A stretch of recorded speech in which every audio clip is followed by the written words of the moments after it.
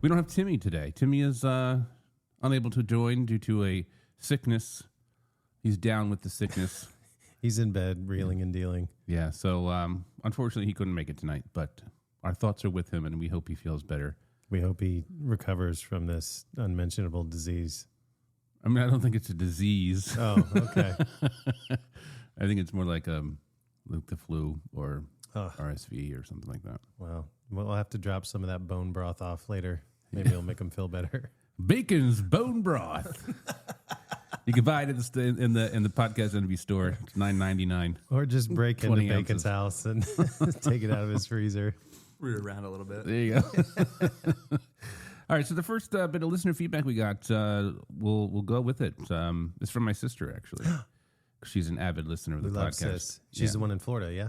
Correct. Yeah. She wrote in a text to me after this week's episode and said, you should put the songs we play in our episodes on the show notes because people who listen to the show were like, oh, I remember that song. And that was a good idea. Yep. And I can even extend that and put it into the podcast and the Spotify playlist that we have. Absolutely, yeah. So you can go and check out the songs that we're talking about on that. So sweet. So summer jams, and then we did the, what was it, the 90s and the 2000s, right? I think so. We were trying to guess. It's 84, 94, 2004? Yeah, exactly. Yeah. So we have that list and the songs from the show before. We'll do that too. Cool. So thanks, sis, for that great feedback. Yeah. All right, here's another one. PODCASTNV. Dropping a note to say I thought your interview with Jack was really great, and I really enjoyed the balance of humor and getting to know Jack's craft. Great observation by Bacon that, like music, art reflects in the artist's experience. I thought that'd be obvious, but he sometimes comes across as a not smart guy who thinks he's smart. Nailed it. Thanks, Todd. Take 5. So feedback for you, fucking be better. Yeah. Be better or shut the fuck up. Be smarter. Yeah. That's, read a book, maybe. Maybe that's what I need to do is read a book. And this one's from Jamie. Dear boys, just finished this week's episode, and I must say you guys seem to have a warped idea of what happened in 2004. Oh, boy. Kelly Clarkson won Idol in 2002. Oh. So Bacon blaming American Idol for contributing to the change around indie music doesn't work out. Dawson's Creek came out in the 90s and ran until 2003. But it did have a theme song that hit the radio, and there were probably some songs from that and other shows like Everwood in that same time period as well. Not sure if Bacon's assumption about 2004 being the change works when you consider the Lilith Fair in the 90s, too. Thought-provoking comment. Yep, very much so. You know what it sounds like to me? It sounds like she needs to either join us on an episode right. or become one of our staff editors or something. She can be our researcher. Yeah, exactly. When I make some baseless claim, she can actually fact-check me in real time. Yeah. Read back. No, actually, you said this, and that was wrong, Bacon. So this is correct. But I would like to push back on the Lilith Fair thing. Because, Lilith Fair did sign indie artists, especially the female ones. Not that there's anything wrong with that. I just felt like my tone was weird there. I didn't mean to come across it. No, you better retake that one. Oh, right. I don't think we were wrong to say that 2000 was the year that things changed. I'm going to push back on her on this because, yes, Dawson's Creek, the song did hit the radio. Before the show? Paula Cole, I think it was. Oh, okay. Yeah. I don't want to wait. Yeah. And there was like the Lilith Fair thing happened in the 90s and was cool. And they did have, indie artists. But my point was, I think the point of this segment was that after 2004, indie was mainstream because of the exposure from the TV shows. Getting picked up by the corporations or labels or whatever, I guess. Yeah, I didn't intend to convey to the audience that I thought that it was like it happened in a vacuum. I don't think it happened in a vacuum. Clearly. I guess what I got from that is I thought it was 2002 that I tried out for American Idol, not 2004. I was like, damn it, how did I screw that up? Because that was the year, it was the first year. Mm-hmm. It was the first year. I remember that. So you must have tried out in 2001 probably. Whatever. I don't know. It was at the Washington, D.C. Convention Center, and I remember I can picture everything like it was yesterday, but stoner brain. And I don't think our point of you bringing up your audition was to talk about Idol in that moment being the thing, because it wasn't until a few seasons in that they started singing the songs that were on TV. Sure. That was my point there too. So maybe I can re-edit that part of the show for clarity. Apparently, Jamie doesn't think we did a good job Fix it for the best getting our of. point across. Yeah, it's all good. Well, thanks for your feedback, Jamie. I appreciate it. Yeah, let's get her on the show. Message her back. Tell her we want her. All right. Well, I'm not going to say that.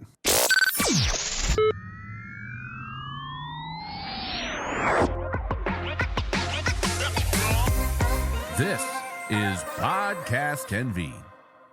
We got a special guest. We do have a special guest. Yeah, what's up? Our guest today hails from the great state of Maryland. I first saw him at the Revel Media Artist Sessions at PJ Skidoo's. He played Hung Over You and a song about Caroline's boyfriend. Yeah. Caroline. He describes himself and his band as influenced by a lifetime of strangeness, trouble, and eclectic music tastes. He and his band, the Rural Depression, try to make honest music.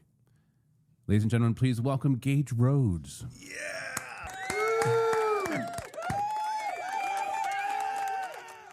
Welcome to the show, Gage. Thanks for having me, guys. How psyched are you to be opening for Judah and the Lion at the Fillmore? Absolutely over the moon. Because that was a crowdsourced voting thing, right? Yeah. I felt that I could go different ways about it. Just in terms of, you can spend $1 billion doing Facebook or Meta, whatever ads. You can, I could have texted everybody individually, but it was incredibly gratifying to just put out, a very honest post and go, hey, this is maybe the biggest thing that has ever happened to me. If you guys think I deserve it, then, please vote for me. If you don't, there are a bunch of other great bands that you can vote for to get this opportunity. I was blown away by just how many people voted and then messaged me like, hey, voted for you. Can we vote more than once? Mm-hmm. Oh, that's awesome. People I hadn't heard from in years saw it. And I think it's so easy to see stuff, especially from people that you knew 10, 15 years ago and go, good for them. Don't care. Yeah. So to have everybody kind of pull through for me in a huge, huge way, that was deeply, deeply gratifying. And then on the more bass side of it, it's just really fucking cool that I get to do it. Yeah. And I'm so excited. That's going to be incredible. Now, are they doing multiple nights, or are you just doing one night or two, or what? They're doing a whole tour. They had a different opener for each night of the tour that was local-ish to the area. So I'm doing Silver Spring at the Fillmore, and I think they're only doing one night at the Fillmore, and that's October 18th. Yeah. But Okay. just a crazy opportunity that kind of came out of nowhere. Yeah. And with a voting thing like that, I was just kind of on pins and needles for weeks and weeks and weeks. Right. And then I got the email that I got it. And That's amazing. Yeah. That is so cool. Yeah. Because and the reason why I wanted to jump on that so quickly, and I know that this might air after that date, but it is coming up very quickly. It's only like a little over 2 weeks. Yeah. I know you're rapidly ready. realizing that. I know you're ready because you do this often enough. It's kind of like us, like with the shows that we have. The more you do it, the more it's just kind of, you, especially for like a performance like that, where I don't imagine that you're going to be up there for 2 hours or 3 hours. It's only going to be maybe like 30, 45 minutes. So you get to pick like all your best or favorite stuff, and you already know that you're going to knock it out of the park. That's the hope. It's been tough nailing down a set list, just because it's kind of a rubber hits the road moment. And it's not so much my favorite songs. I'm trying to think of, all right, well, this one sounds really good, and this one gets more hits online, so people will know it more. And trying to figure out that stuff without selling out, as it were. It's trying to give the audience there a good representation of what we actually sound like, instead of just, they might have heard one song and they might have liked it, they might have hated it, but trying to represent the band realistically, and I'm not here to trick anybody. Right. If they don't like the other ones of my songs, they only like Caroline or something. Then they only like Caroline, and I'm glad they do. But I don't want to bait and switch people, because a lot of my stuff is pretty sad, and I don't want them to go in being like, oh yeah, I'm gonna feel really good, and then they throw on the record, and it's fun for about the first half, and then it gets to the second half, and they're like, oh man, why did I put this one again? But so you're going up on stage with the Rural Depression? Yeah, we have to strip down a little bit, but it's gonna be all the guys from the Rural Depression, and I say guys. This iteration of the Rural Depression is a bunch of guys, but I like it. I like having the band a little bit separate, so that way any group that I'm with is the Rural Depression. It's like the E Street Band. Yeah. And I try to play with my friends, and I try to play with the most talented people that I can find on any given night. So it's great to just be able to have one totally different configuration one night, and then the next night different people are available, so it's a completely different sound. That's really fun. That's really exciting to me, and I think everybody that plays with the band brings something different than I had the last time that I played with them. Yeah. So now, when you prepare for something like this, are you strictly doing originals, or are you going to throw in a couple of covers? For this one, I think it's going to be all originals, because this is a bucket list gig. Yeah. So they're going to like me or hate me. I was going to say either way, you either love me or hate me. And I don't know if throwing in a clever cover or something, what does that achieve in the long run? They might enjoy that if they want to listen to covers, but I'm not going to outdo the original band. I'm not going to outdo the other bands on the bill. All I really have is just my stuff, and unfortunately, or fortunately, depending on who you ask, it stands on its own merits. Yeah. Or it lives and dies by however people come across it and how they feel about it. I guess we can go back to the beginning. Bacon loves to start with the chronology. Get in the way back machine. Yeah, man. I'd like to Show hear. us your birth certificate. I want to know what the artist's experiences are, so I can sound like a not smart person who thinks he's smart. Jamie, she got you on that one, didn't she? No, that wasn't Jamie. That was some dude named Todd. That was the other guy. Yeah, that's right. Sorry. Right then again, Todd. I dare you. Anyway.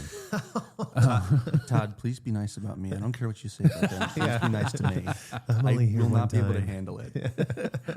I'm incredibly fragile, Todd. Please. So you were born and raised in Maryland, right? Yeah, right over on the Eastern Shore. Did you start music young, or is that something you came into as you got older, teenager, adulthood? I think I was 12 or 13 when I really got the live music bug, as it were. I was 12 or 13 when I first really got into playing guitar, and from there I found a lot of the old blues guys, B.B. King, and that kind of changed my trajectory a little bit from wanting to be, Kirk Hammett and James Hetfield and all those guys, Steve Vai and Joe Satriani. I used to want to really do that. Okay. And then I listened to my grandfather gave me, I forget which album it was, but it was a B.B. King album, and it was one of the ones where he does a solo that's maybe 3 notes. And I was like, oh, you don't have to play every available note. Right. You can just play 3. Like, you don't have to sing and play at the same time. You don't have to stand and play at the same time. No. He that kind of enlightened me in retrospect to the just kind of doing your own thing. And if you're the best, if you're the only one doing it, you're the best one at it. Yeah. But Which inspires others to either emulate it or try to beat you at it or something. yeah, I hope no one's trying to beat me at PMA because they're gonna win. Yeah. But yeah, the blues started out, got really into that, and then got a little bit older and started getting into acoustic music. This was right around the time of Mumford and Sons and Avett Brothers.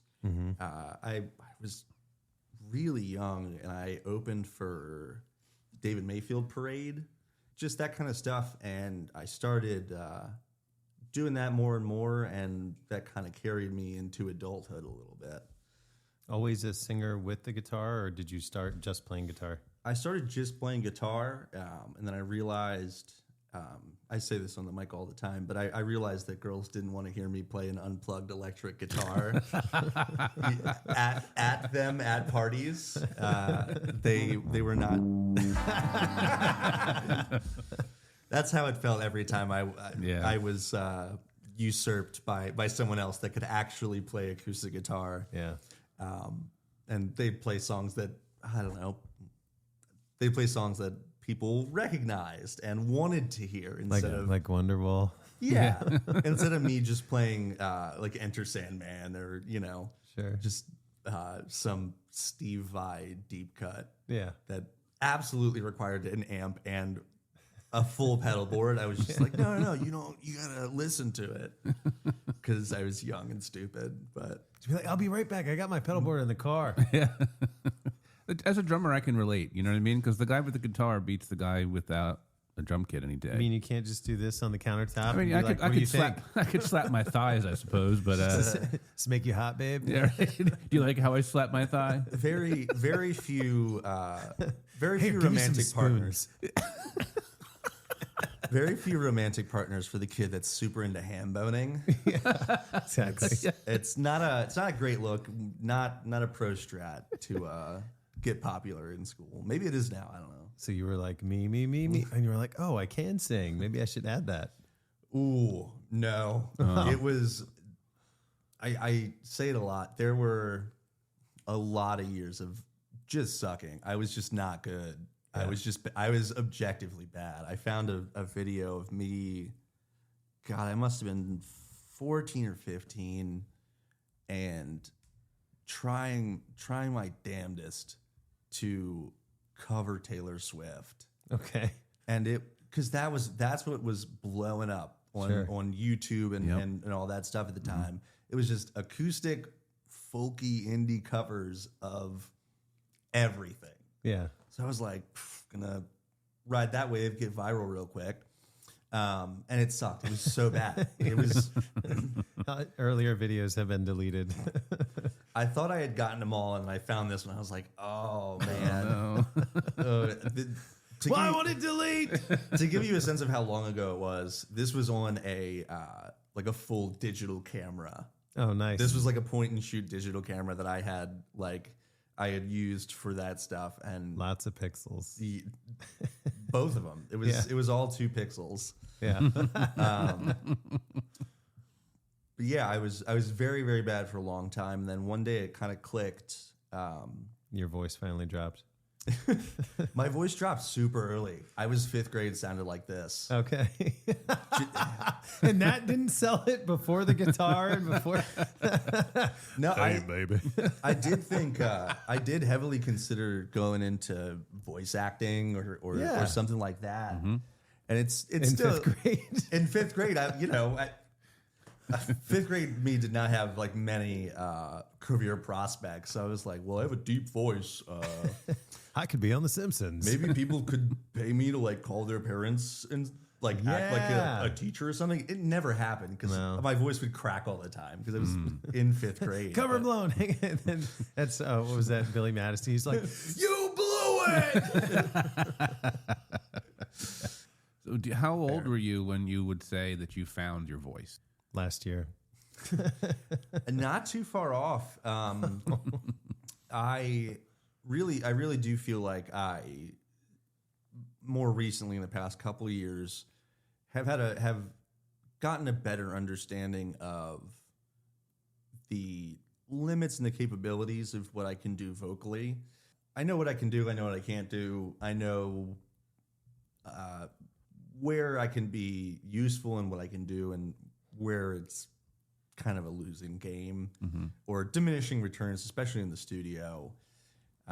Belting stuff or like yelling stuff, you got to hit that the first time for a second time. Otherwise, you just got to circle back another day. Yeah. So when you're not doing an opening for Judah and the Lion or playing these really cool songwriter series that you're doing, are you playing like, you know, quote unquote regular gigs at like bars and other places just to kind of, you know, fill the bank account a little bit to almost constantly. Yeah. I do it full time. I do it for a living, which it's its own kind of lifestyle.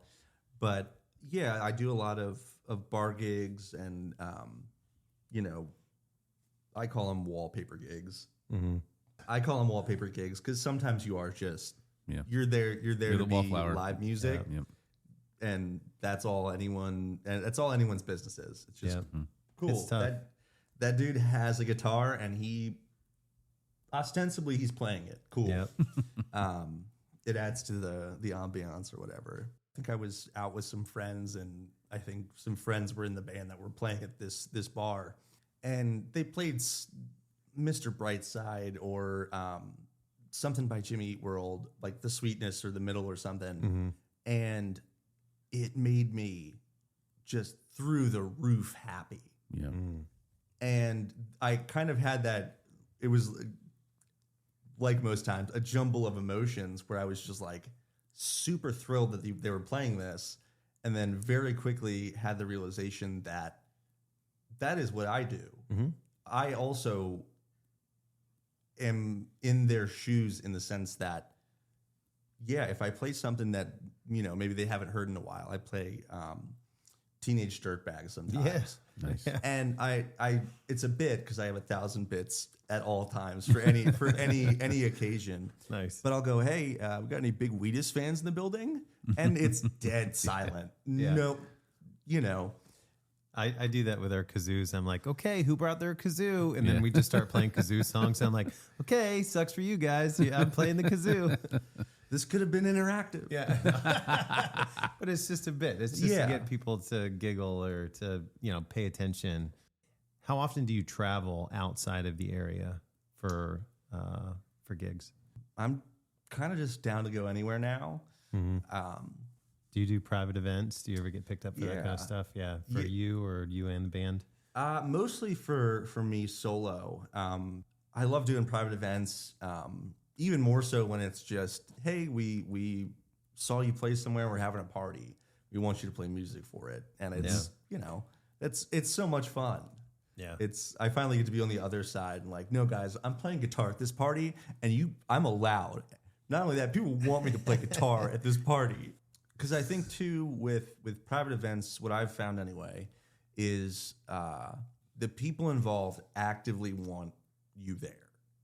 So they are more willing to, if I ask, you know, a restaurant or a bar or something like, hey, is there any way that I can get like, you know, reserved parking or something? They'll tell me where to put my reserved parking in so many words. But you're speaking my language right there. Reserve parking, please. Reserve parking, or at least, depending on where the venue or whatever, tell me exactly where to park. Yeah. Oh, that's my first question when I walk in there. Yeah. Where can I park? Especially in places like DC or Arlington or parts of Maryland where you're like, how am I supposed to do this? Yeah. I'm not saying I'm a high anxiety individual, but I have anxiety about parking. Like the first thing when Brian has asked me before, hey, are you free to do a gig at XYZ on the X date? And I'm like, what's the parking sitch? That's my first question every time. You know what's funny is I've been helping another local venue provide them with artists on Thursdays and Fridays between now and mid-November. And one of the artists that I reached out to was David Sparrow. And he said, you know, because he asked me, the gig is in Arlington and it's in a spot that's very busy and like street parking is scarce. And so you have to drop your gear off and you got to go find parking and you got to walk all the way back. Right. And so David goes, I share Bacon's opinion on parking anxiety. That was his exact term. That's anxiety. awesome. He said, so what's the parking situation with this thing? And I was like, oh my God. That's so amazing. great. So David's a listener. Hell yeah, David. More power to you and me. May your anxiety dwindle. I'm truly I'm the exact same way. And there's a lot of stuff, maybe not the most popular opinion to have on this show. There's a lot of stuff in DC I just won't. It's like, is it worth it? Right. I parked my car here. And I haven't stopped thinking about if I'm going to get towed. Where did you park? Just on a corner behind another car. Oh, okay. As long as it's fine. not yellow, you're good. Yeah. It was dark out. I'll never know. Oh, man. It was in front of the mailboxes, I think. Oh, well. Or the I don't want to call it the hydrangea. The hydrant. It was directly opposite Jesus. the hydrant. Yeah. Okay, Oh, you good. should be fine. Yeah, you'll be right. They'll just put the hose through your I window. will never stop thinking about it. But I'm with you. I've parked in places the entire gig. I'm like, I hope I didn't get towed. Because it's expensive as fuck to get towed. Well, everything that you just made goes to get your toe out of the And probably then then some more some. Yeah. That's why I park where I park at the airport. If I have to fly somewhere, Where do you park at the airport, Bacon? I park in the closest garage to the terminal as possible without it being ridiculously expensive. But, not like in the super duper valet parking, but it takes me 10 seconds to get from my car to the terminal. So why don't you Uber to the airport? I'm assuming man, Dulles, do you really want to not get into all this? BWI. I know you went to BWI very recently for a different reason. I did, yeah. This is didn't parking park there. pod. Yeah, this is the parking pot. So I drive myself to the airport because I am in control of my schedule that day, and it's important that I get on the plane. So the only way for me to not You're speaking be his language, I think. the only way for me not to be in a place of fight or flight for the entire day is to have that control. Wow. You get me. You understand me. Soulmates, man. God. Wow. Yeah. I mean, but with the way that it works now, taxi, Uber, Lyft, otherwise, if they don't show up on time, there's going to be another one behind them. You just cancel it and move on to the next one, right? I am unreliable, and me depending on somebody else to be reliable is just a foul. Is just a a folly. It's a system of It's a faults. bridge too far. Yeah, if I can't rely on myself, how am I going to rely on some jackass in a car? I can't do that. I got to. You know what's funny when Uber And they might kidnap me. So. well, that's possible. You know how popular guys this size You are and this handsome You are are. kidnappable. You are a snack. I'm dessert. Let's You're be a real. tasty treat. Speaking of the songs that you're going to be playing, or that you play often, but in particular, you said that you were going to be playing a lot of originals or all originals for the October 18th show, opening for Jude and the Lion. How many songs have you actually released? I know that you've done some recordings. You just came out with an album, right, earlier this year? Mm-hmm. Yeah. Yeah, that was this year. I think it was this year. That one was so long in the making that I have truly forgotten when it entered the public consciousness. Yeah. Released ever, I think I probably have 20 or 30 songs out there to listen to. I know that you had several singles that went out. Yeah. I don't know if those were part of larger projects or kind of their own independent projects. There were a few. Caroline was one of them. Yeah. That I intended for it to be part of the larger album Carrion, and then that album took 3 years to finally put out. But yeah, as far as albums go, I think there's the two on Spotify, and then a couple singles, and then some live versions, I think. I recently came across some information that I thought was really interesting.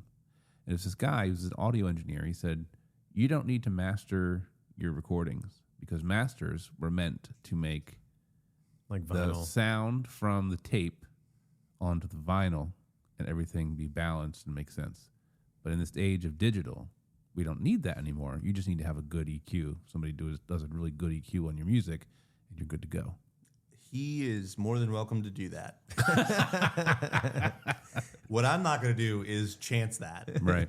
I think it's a joke that a lot of people say, but we spend all of this money for people to go like this with their phone. Yeah. And I think I can definitely see where someone Might is have able, that is opinion. able to do that. Or and, that, and yeah. yeah. Or, someone out there has far better ears than I do.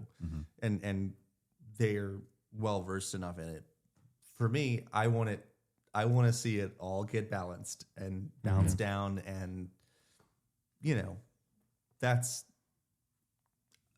I'm sure that there is merit to it. I am not in the field of groundbreaking. Yeah. I understand. I think it depends on, well, I guess the answer you'll probably get from other professionals in the space and from us as the artists. It depends on what your audience is and what platform you intend on having your music listened on or through. Right. So if you're doing something like Bandcamp, no, it doesn't really matter, because nobody's listening to Bandcamp on their car stereo. As long as it's EQ'd correctly. Yeah. Sure. But yeah, the mixing part obviously is very important, and the mastering, even going through the mastering process, one of the guys that I've worked with through mastering, he asks, what are you intending on having this music? Vinyl, CD, phone, streaming platforms kind of thing. And you just tell them, all or some or only one or whatever your intention is. And then they kind of tailor the mastering to that. But it's it's the final step in the process. And truthfully, a master to a song is like $50-$200. So after spending thousands of dollars in the studio, it's not the most expensive ticket. It's not the thing that's going to break the bank. No. Yeah. So you just fucking do it. Yeah. And the other thing too is that they can also catalog your music. They can, tag it to whatever. It's not the UPC, but it's ISDN? something. It's something like that. I can't remember. Too many acronyms, too many things to think about. But they can tag it to that, so then it's already cataloged and you don't have to worry about it. Oh, okay. So Learn something new every day. yeah. a lot of them do like the metadata or whatever, so that the stuff that when you pull it up on your phone, it pops up on your car stereo screen or something. Yeah. Just all that stuff that I could not care to learn how to, some long like I'm going to pay you, you're going to make the whole thing louder and balanced. Like the whole record is going to be one volume. Right. And you're going to do the metadata. Just Absolutely, yeah. dog. Save me the time of figuring it out myself. Yeah. Yeah. The name of your band? The Rural Depression. Yeah. So is that a product of your brain, or is that a product of them? Where did the name come from? Yeah, where does the name come from? And how did you decide to not be part of the Rural Depression and call yourself Gage Rhodes and the girl and the Was rural, it your parents that decided to call you that, or were you? I think you're misunderstanding my question. I know, I'm joking. That's from the very beginning. Hell, Everything do we the not light know touches. each other well enough? Exactly. So to answer both questions, I was born in '96. Pet Sematary came out in theaters in '94, on VHS in '95, somewhere thereabouts. I was born in '96. My parents will deny it forever. You do the math. That's all I'm saying. Fair enough. It's named after Pet Sematary. Yeah. I just was. Yeah. The Rural Depression came about, and I was just doing shows under Gage Rhodes.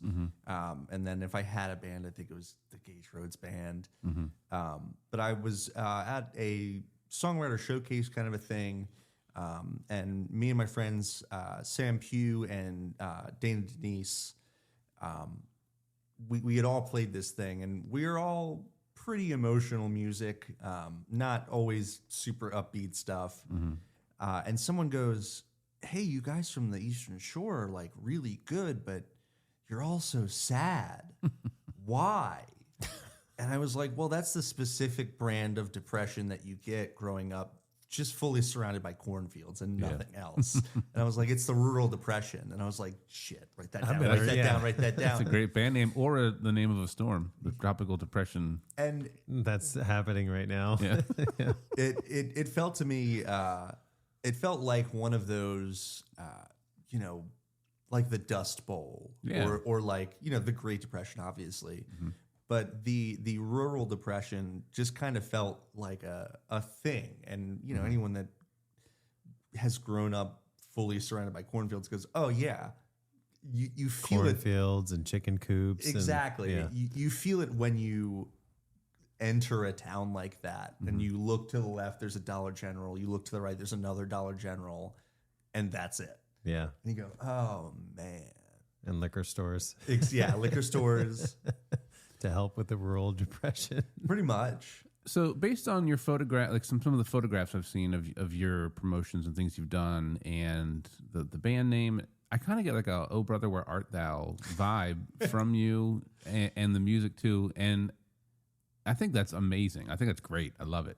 Thank you. Is that kind of like, am I correct in estimating that vibe?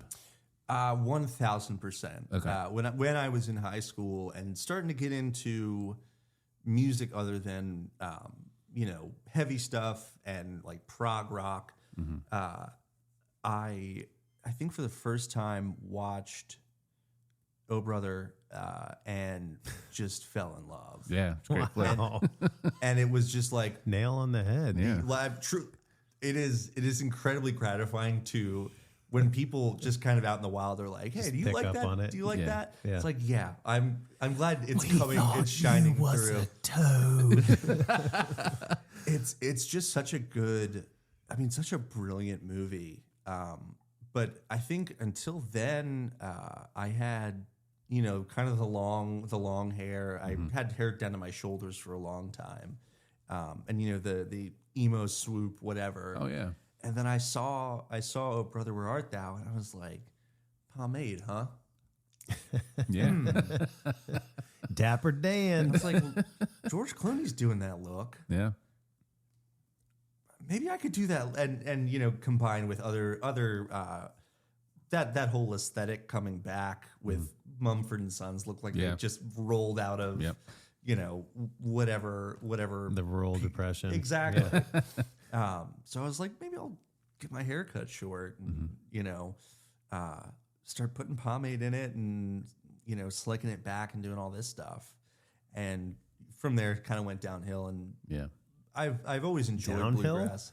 Well, it's kind of, it feels downhill. I would like to venture that it might be uphill. I feel like, I think I'm going to bring back the emo bangs, 2024.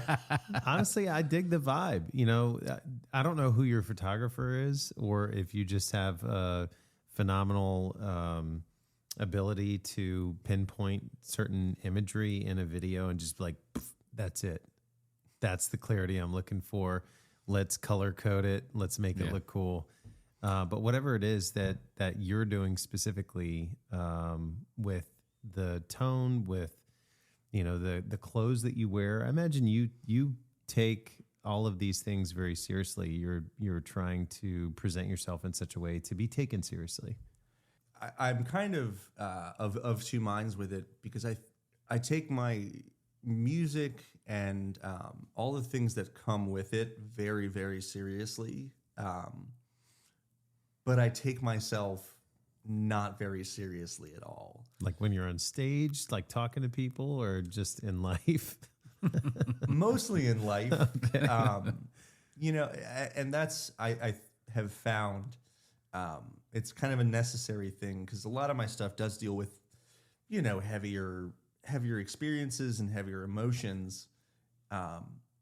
So if you just do that and I'm stone cold on stage and I, you know, am just dumping what this song is about, this super sad thing, this song's about this super sad thing, and you should feel, you know, every ounce of all this stuff. Sure, they might get a more authentic or a more real experience of the songs, but they're going to be fucking bummed out and they're not going to come to a Gage Rhodes show ever again. Right. Well, no, has that truly been the case at some point that makes you think that way? Or is that just you kind of thinking that that's how you're looking at yourself from the outside? A few times before I really wasn't playing nearly as many gigs of any kind. There were a few Because you were playing only sad songs. Well, but like I wasn't playing nearly as many cover gigs or anything like that. Okay. But I do have some more upbeat ones. But I came to the realization after a few shows where I was going through some stuff maybe, or just wasn't very talkative on stage. Just kind of introduced the song and here's what it's about. Here's the song. I had a few times, very well-meaning, very kind people come up to me afterwards and like do the two-handed handshake, and they got real close and they were like, "Hey man, it's gonna be okay." And I was like, "What do you mean? I had a great night tonight. Like, I'm having a great time." They're just songs, man. and I was realizing, it made it seem as though I was just perpetually in this pit of just despair, like dumping. and just like really having a hard time Yeah. for God and everybody to see. That's when you take the tip jar and you're like, I know, thank you so I much would for be- coming I tonight. would be way better if I had, I don't know, $20 more. Help me pay for my therapy. But no, now I do take it very seriously. The clothing, less so now. I sort of painted myself into a corner a little bit because I love Western wear, and I love workwear. I'm of the school where if I will buy once, cry once. I want the pair of jeans that I buy for however much. I want them to last at least that money amount long. Yeah. Sure. So I gravitated to, cowboy boots. They're just work boots that I don't have to tie. Yeah. Do you not know how to tie shoes? I do, but why would you? Right. I don't know. Why waste the energy? I thought got Velcro was time? making a comeback. It's not. Only for you. Maybe when I'm older. Are you afraid to go to outer space? Am I afraid to go to outer space? Nobody's offered yet, but I think... If Elon Musk was like, Well- Gage, we could use your services on planet Mars. If Elon Musk is like, "Oh brother, where art thou?" Oh, brother, you art thou. if it's And if it's NASA and they go, we need you, I cannot fathom why they would. It depends on the mission. Depends on the mission to Mars. maybe we have to set the tone, If it's an Independence Day situation, I'm down. Here it is. But We've set up a colony on Mars. Wow. It's mostly National Guard airmen, okay, and they want to do a USO tour. I'm so in. Are you kidding me? I'm so in. Yeah. A USO tour to Mars. Get out. I'm But in. it's I'm going to so take doing a it. year and a half out of your life to do Yeah. this one concert.